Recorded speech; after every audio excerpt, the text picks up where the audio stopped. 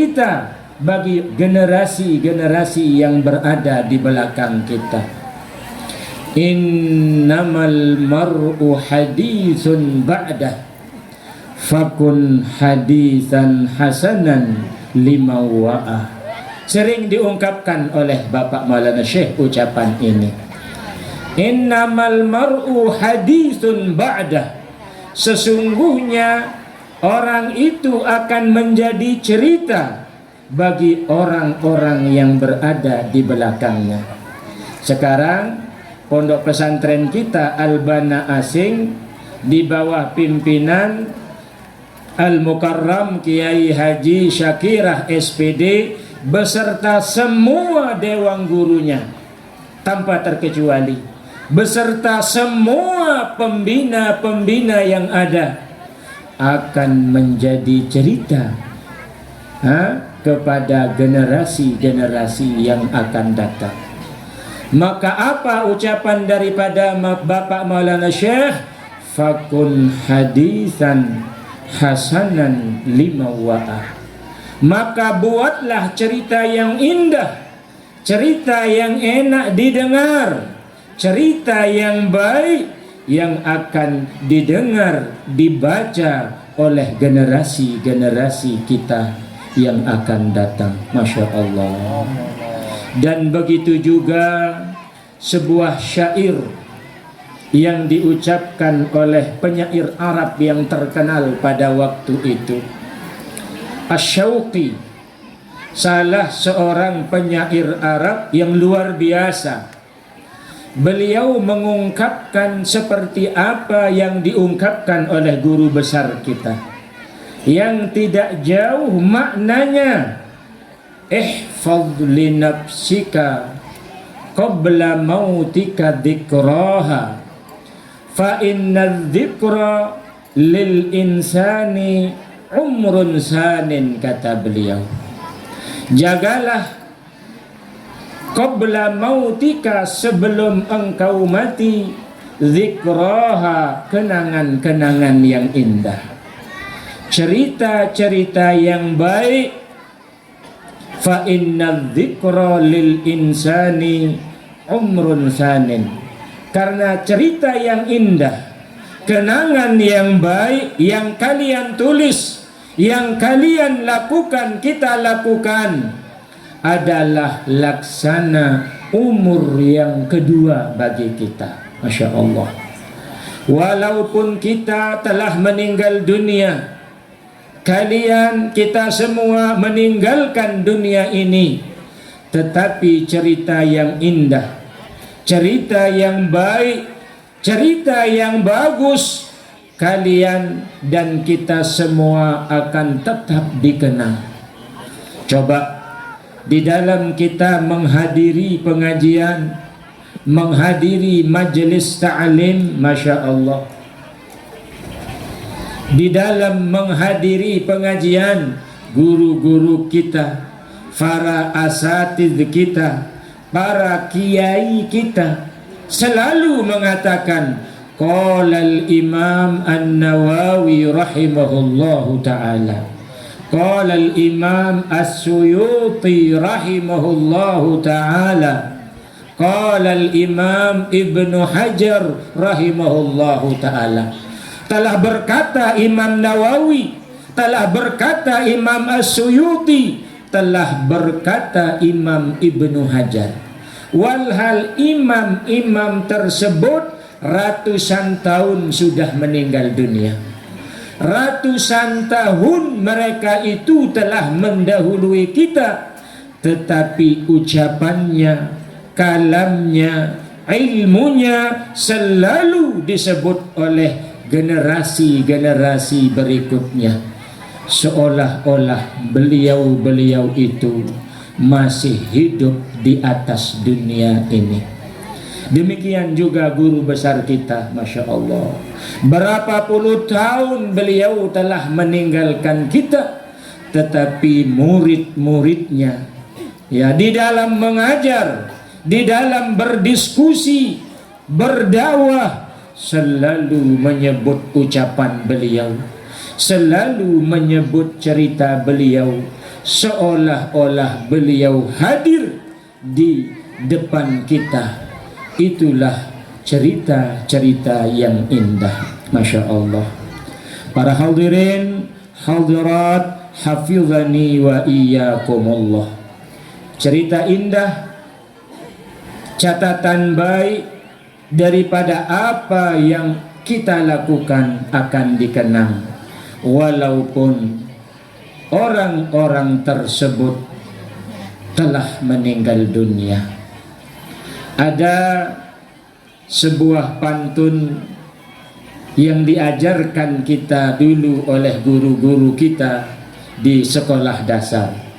Tadi Masya Allah, panitia mengawali dan mengakhiri pidatonya dengan pantun.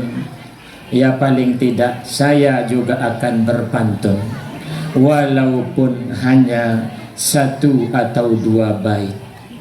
Pulau Pandan jauh di tengah, setelah Pulau Angsa 2. Hancur badan di kandung tanah, budi baik akan terkenang jua. Masya Allah. Walaupun kita sudah meninggal dunia, kalian telah meninggal dunia, apa yang kita lakukan akan tercatat di pikiran generasi-generasi kita yang akan datang. Masya Allah. Maka kita sebagai murid daripada Bapak Maulana Syekh, tugas kita menjalankan roda organisasi Nahdlatul Watan, berjuang sesuai dengan kemampuan kita masing-masing.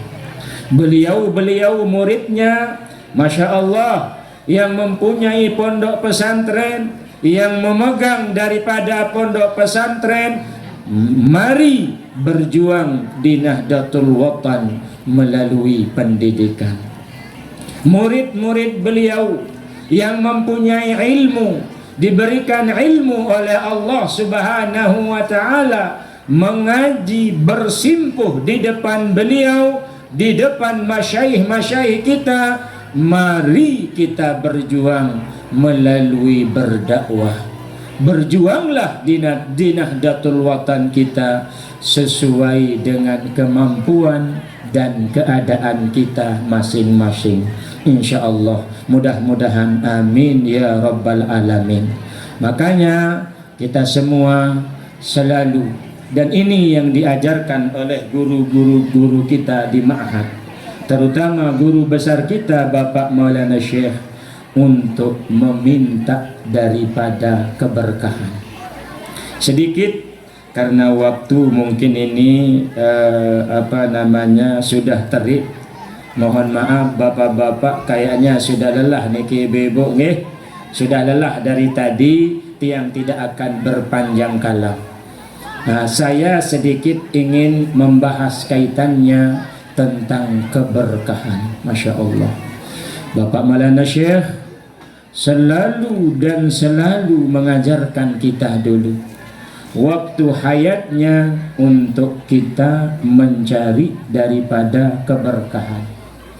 Keberkahan itu mahiyal barakah, kata ulama. Apa itu barakah? Nah, kalau kita ahlus sunnah wal jamaah, aqidahnya Masya Allah selalu dikumandangkan, selalu dianjurkan oleh guru-guru kita itu untuk mencari barokah. Demikian juga kepada kita semua yang hadir. Walaupun perjalanan sekian jam, bahkan mencapai 3, 4, 6, bahkan setengah hari, bahkan 1 hari perjalanan untuk dapat hadir di tempat yang mulia ini, tujuan kita adalah untuk mencari barokah dari guru-guru kita.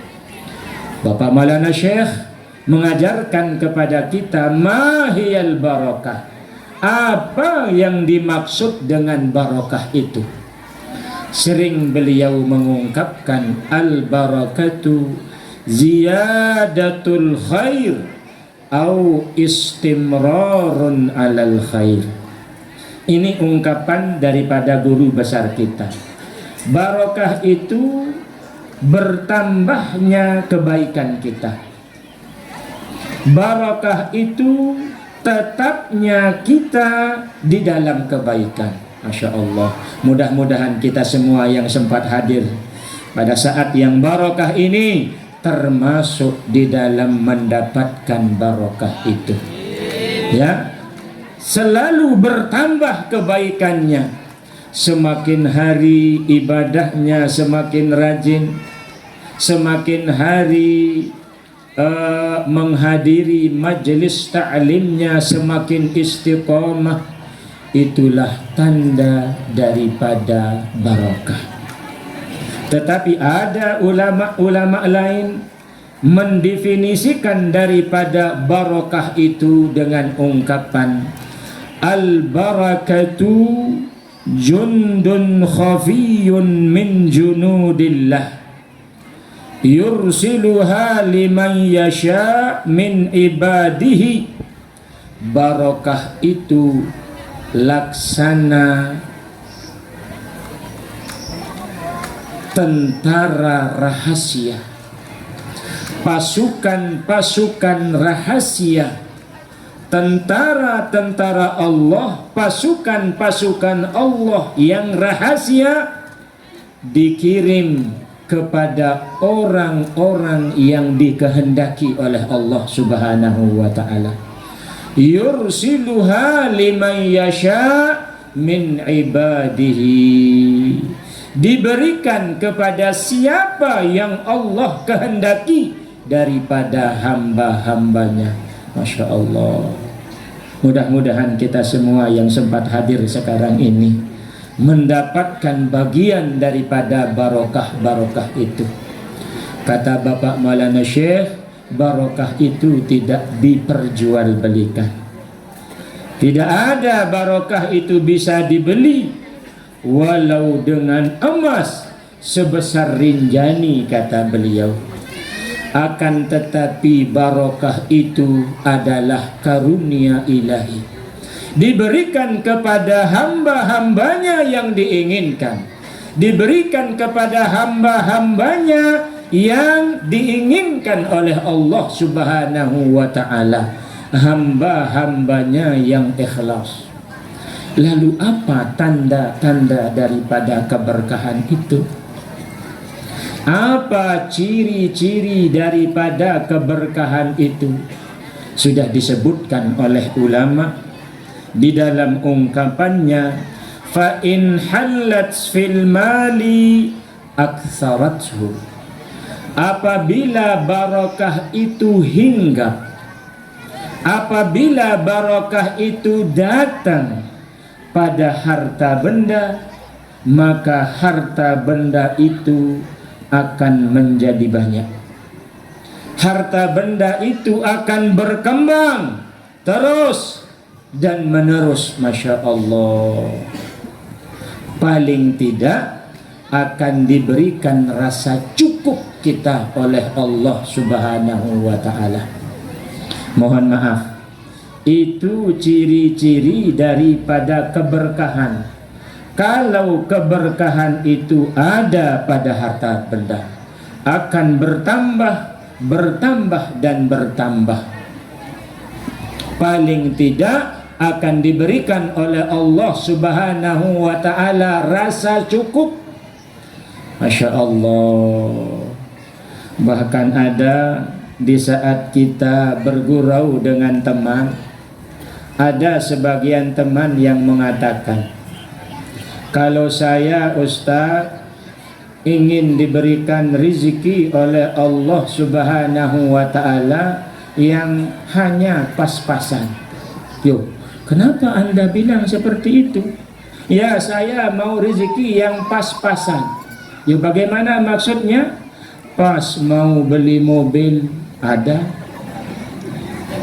pas mau beli motor ada, pas mau beli tanah ada, pas mau berangkat haji umroh ada, Masya Allah. Kira-kira jamaah ingin seperti itu, rezekinya yang pas-pasan? Ingin apa enggak? Tapi jangan pas sekadar ada itu saja. Pas di saat kita butuh ada. Pas di saat kita ingin membeli sesuatu ada. Inilah indahnya rezeki yang pas-pasan. Masya Allah. Bahkan ada sering kami diceritakan sama teman, saking tidak barokahnya rezeki tersebut bagi seseorang. Masya Allah, mohon maaf para jamaah, suaminya itu gajinya 1 bulan 9 juta tidak cukup. Wal-iyadhu billah. Gaji suaminya 1 bulan 9 juta, istri itu merasa tidak cukup. Bahkan ada seorang keluarga bercerita kepada saya, ada bos saya, istrinya itu tidak cukup 25 juta 1 minggu. La ilaha illallah. Mohon maaf, istrinya itu 25 juta tidak cukup 1 minggu. Mohon maaf bapak-bapak, kalau ada istri seperti itu tidak cocok dipelihara. Mohon maaf. Nggih. Bagaimana ibu-ibu? Saya tanya kepada kalian sekarang, berapa dikasih oleh suaminya setiap bulan? Kadang-kadang ada yang senyum. Bagaimana saya dikasih Pak Ustadz? Dia yang meminta kalau mau beli rokok kepada saya, katanya. Masya Allah. Oh, berarti ini istri-istri yang tauladan. Masya Allah. Bisa membantu suaminya. Alhamdulillah. Nah itu, harta kalau ada di dalamnya barakah akan semakin bertambah, atau paling tidak kita akan merasa cukup dengannya. Kita infakkan di jalan Allah untuk membangun madrasah, membangun tempat-tempat pendidikan, membangun masjid dan lain sebagainya. Masya Allah. Terus yang kedua kata ulama, wa fil waladi aslahathu. Kalau barokah itu ada pada anak keturunan kita, Masya Allah, mudah-mudahan, amin.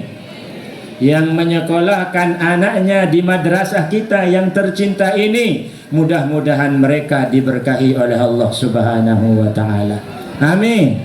Ditambahkan barakahnya oleh Allah Subhanahu wa ta'ala, akan dapat membahagiakan kedua orang tuanya, keluarganya di dunia dan akhirat, amin ya rabbal alamin. Barakah itu kalau ada pada keturunan kita, kepada anak-anak kita, aslahathu, maka barakah itu akan membimbing, membuat, memperbaiki ke jalan yang baik bagi anak-anak kita. Untuk diketahui oleh para wali murid yang ada anak-anaknya sekolah di tempat kita yang mudah-mudahan diberkahi oleh Allah Subhanahu wa ta'ala, anak itu adalah nikmat yang paling tinggi setelah iman dan Islam yang Allah berikan kepada kita. Tatkala anak itu bisa memahami daripada agama, ni'amul ilahi 'alal ibadi katsiratun fa ajalluhunna najabatul auladi. Nikmat Allah Subhanahu wa ta'ala yang diberikan kepada hamba-hambanya sangat banyak, tidak bisa kita hitung. Tetapi yang paling tinggi, paling mulia di saat kita diberikan anak-anak yang paham kepada agama. anak-anak yang mengerti tentang agama, anak-anak yang bisa membahagiakan keluarganya, kedua orang tuanya di dunia dan akhirat. Amin ya rabbal alamin.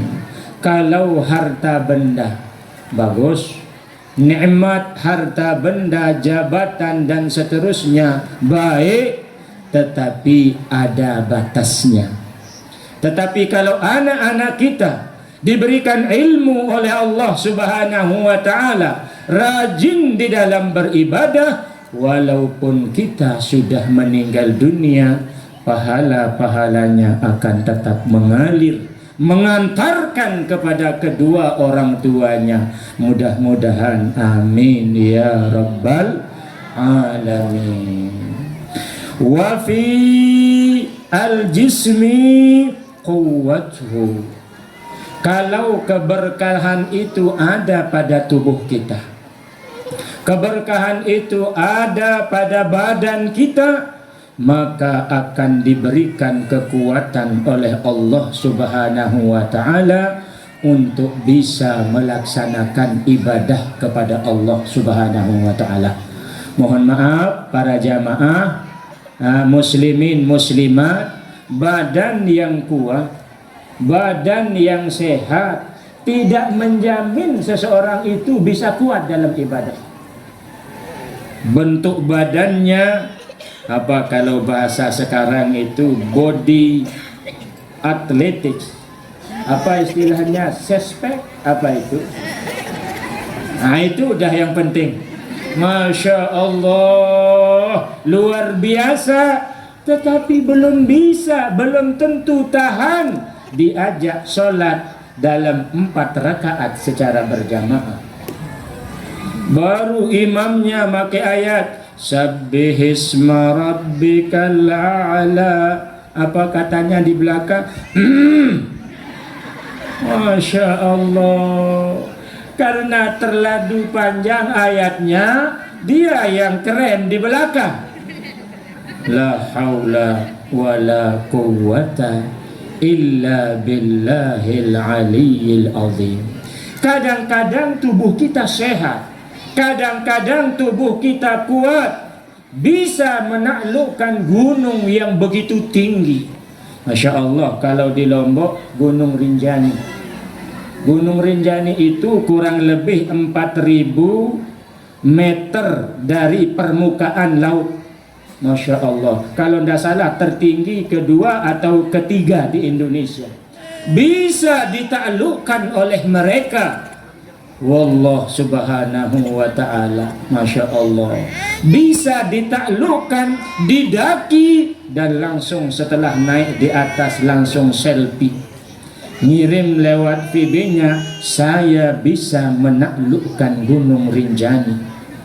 Tetapi mohon maaf, tidak bisa menaklukkan tangga yang ada di masjid, hanya 2 tangga. 3 tangga tidak bisa dia menaikinya. Hadir untuk melaksanakan sholat, tidak mampu naik di masjid, hanya yang mempunyai 2 atau 3 tangga. La ilaha illallah. Dari segi zahir badannya kuat, tetapi tidak mampu untuk melaksanakan ibadah. Berarti tidak ada barokah di dalamnya. Akan tetapi mohon maaf, orang yang tua renta, kurus, terus tua, memakai tongkat naik ke masjid, bahkan tidak pernah kalah datang dengan merbot di masjid. Kenapa? Karena ada barokah di dalam tubuhnya. Karena ada barokah yang membuat dia untuk melaksanakan ibadah kepada Allah Subhanahu wa ta'ala. Kadang-kadang mohon maaf, saking kuatnya, jangan kita bilang atlet angkat besi. Ada di antara jamaah-jamaah kita itu bisa mengangkat ya 1 kintal itu, Masya Allah, enteng menurut mereka. tetapi mohon maaf dia tidak bisa mengangkat bulu matanya di saat sholat subuh akan tiba. La ilaha illallah. Kalau padi apa itu bisa diangkat 1 kintal, Masya Allah, enteng menurut mereka. Tetapi tidak bisa mengangkat bulu matanya. Ngangkat, jatuh. Ngangkat, jatuh. Tidak bisa di saat melaksanakan sholat subuh. Wal'iyadu billah. Kenapa ini bisa terjadi? Karena tidak ada barokah di dalam tubuhnya. Mudah-mudahan kita semua diberikan oleh Allah Subhanahu wa ta'ala keberkahan tersebut. Dan yang selanjutnya, wa fil waqti ammarathu. Kalau Allah Subhanahu wa ta'ala berikan barokah di dalam umur kita, Masya Allah, dipakai, dilaksanakan kepada sesuatu yang bermanfaat untuk dunia dan akhirat. Tidak ada yang tersia-sia dari waktunya. Dari semenjak pagi sampai malam dipergunakan untuk hal-hal yang bermanfaat. Baik tersebut manfaatnya untuk dunia kita, terlebih manfaatnya untuk akhirat kita. Itulah barokah di dalam umur. Dan yang ketiga, yang terakhir, wa fil qalbi as'adathu. Barokah itu kalau ada di dalam hati kita, mohon maaf, akan selalu diberikan rasa bahagia oleh Allah Subhanahu wa ta'ala. Akan selalu tersenyum, Masya Allah, di dalam hidupnya, baik dikala suka maupun duka. Hatinya tetap tenang, hatinya tetap tenteram. Itulah keberkahan yang ada di dalam hati kita. Mohon maaf, kan kalau kita, maaf bapak-bapak, ibu-ibu, kan kalau kita ini tergantung modelnya. Kalau sedang bahagia, diberikan uang oleh suaminya, maaf ibu-ibu, diberikan 10 merah-merah. Berapa itu? Oh, alhamdulillah. Nah, kalau di bab uang pintar-pintar ini semuanya. Dimanapun saya bertanya, 10 merah 1 juta, 5 merah 500, tidak pernah salah. Alhamdulillah. Kadang-kadang diberikan oleh suami kita, Masya Allah, alhamdulillahnya fasih sekali. Alhamdulillah kanda, Masya Allah. Senyumnya Masya Allah luar biasa. Tetapi diberikan oleh suaminya 50.000, tetap alhamdulillah, tetapi intonasinya berbeda. Tadi waktu diberikan 10 merah-merah itu alhamdulillah, senyumnya Masya Allah. Tetapi diberikan 50.000, intonasinya berbeda, alhamdulillah, dan bibirnya akan jatuh. La haula wala quwwata illa billahil aliyyil azim. Tetapi kalau ada barakah di dalam hatinya, Masya Allah, apa katanya kanda? Walaupun engkau tidak memberikan saya uang, saya akan tetap senang, asal kanda tetap pulang ke rumah. Masya Allah.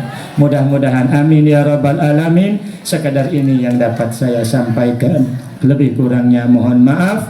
Wallahul muwaffiq wal hadi ila sabilir rasyad. Assalamualaikum warahmatullahi wabarakatuh.